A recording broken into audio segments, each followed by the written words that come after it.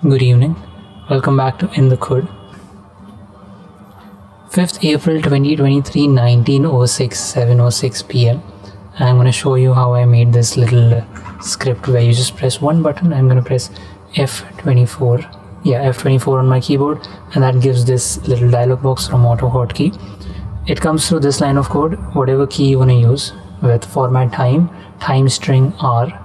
Now time string R, if you don't put R here, what happens is you get time first and then date. So I want date first and then time, so R.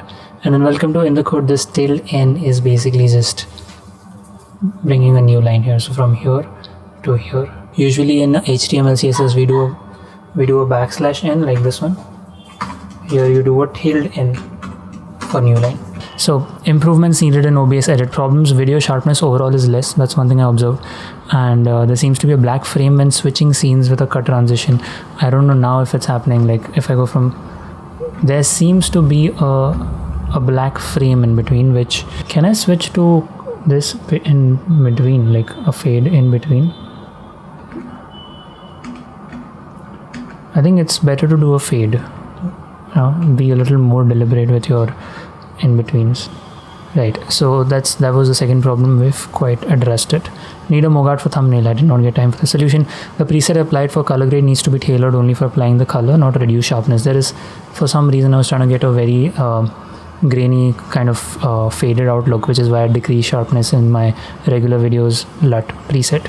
But I have to take that out of the equation. Even here, I actually wanted to reduce the sharpness that I've added inside OBS itself, because the sharpness was looking a little artificial in my opinion. But another big solution I've done is that I'm recording OBS currently at 3840 2160 and not 920 1080. That's the output I'm scaling it at. So there is a software called SmartUi Creator, and the credit for this is created by Rajat. Thank you, Rajat. So what you do is you can just come in here, you can take a text box, place it here, drag it wherever you want to. You can add a drop down list. It's pretty like plug and play kind of thing. If only I can leave it, for some reason I can't. And when you come in here, you can say file, save script as, save new GUI to clipboard, you say yes. And then when you come into your text editor and come in and paste, you'll get the entire code that is needed for generating a GUI inside Autohotkey. This is not pretty much needed. As I said, I can just do it with time format. Now post the world wakes up, 11 a.m. missed call from the founder, so called him back. Needed some inputs on an edit. I ended up doing a version of the edit from my end and send. So for a couple of hours I was working on that edit, trying to make it more, it was like a 4-minute edit, and we had to take one section out of it and condense it down to 20 seconds. So there was a lot of editing skills coming into picture there. So the project is ready. I can go ahead and say it's ready. I'm going to keep it at rendered view here.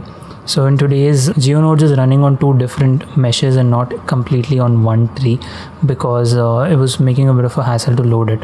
So everything underneath except for the bigger structure is on this node tree here, very neat node tree, which is called surrounding path. So I've also added the animation. If you see on the surface, it looks like a pretty complex animation, but there are like, I don't know, 10 or 15 sets of keyframes. That's all there is. So that way it's pretty nice. Okay, so if I play this is how the animation comes in. Then this is the one big thing I did today is these are just curves inside like regular splines that I made myself, and then I added those into this tree structure, and then more importantly I did a trim curve operation on them. So these 2 things here, compound path is taking this curve which is on the outliner. What we're doing is we're doing a trim curve, but first we do a curve to mesh. So you can't just take a spline and do things on it.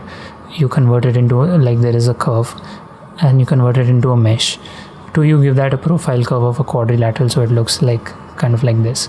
You can even give it a circular profile if you want a tube-like situation. You do that, and then there's a little transform, and trim curve gives you like a trim paths inside After Effects. So that is what is being used to drive this curve trimming effect. Okay, now there is one more outside, which is the road. Okay, and I think there is one more on top of the inside one, where I am instancing these trees.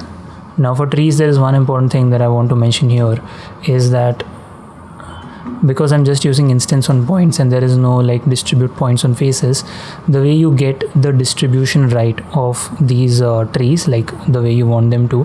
For example, in the beginning here where there is the gate, I do not want trees. I want it to be only on the edges here and nowhere else. So the way you do that is, whatever is your tree surrounding, I'm not sure what the names of meshes here are, but it's all in this collection here. So it's one of these. I think it is this curve. So I'm just solo it and show it to you. Yeah, so the number of the places where there are vertices, you want to keep those. I can actually probably join this. Okay, no, it refuses to join. But basically, if you want to add one more tree here, this is what I'm trying to say, is you come in here, you select these two and right click, subdivide, and then there'll be one more tree here, and I can show it to you. If I go back to my GeoNodes, you see there's one more tree that we've added.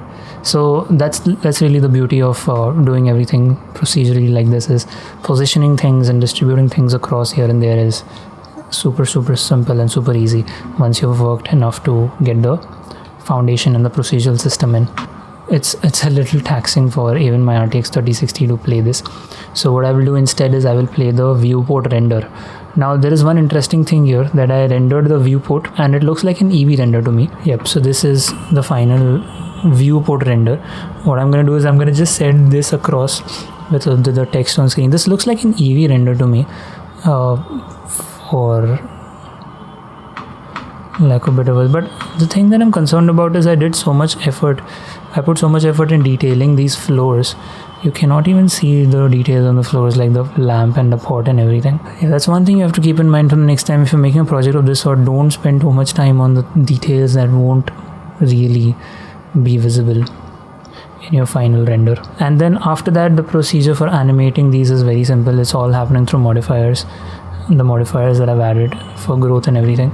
Just make sure that they are integers most of the time, not floats, because float take a long time, because of all the values in between. Takes a long time to get to the value that you want to get to. So yeah, that is pretty much all that I had to document for today's documentation. Thanks so much for being in the khud. I will catch you tomorrow. Peace.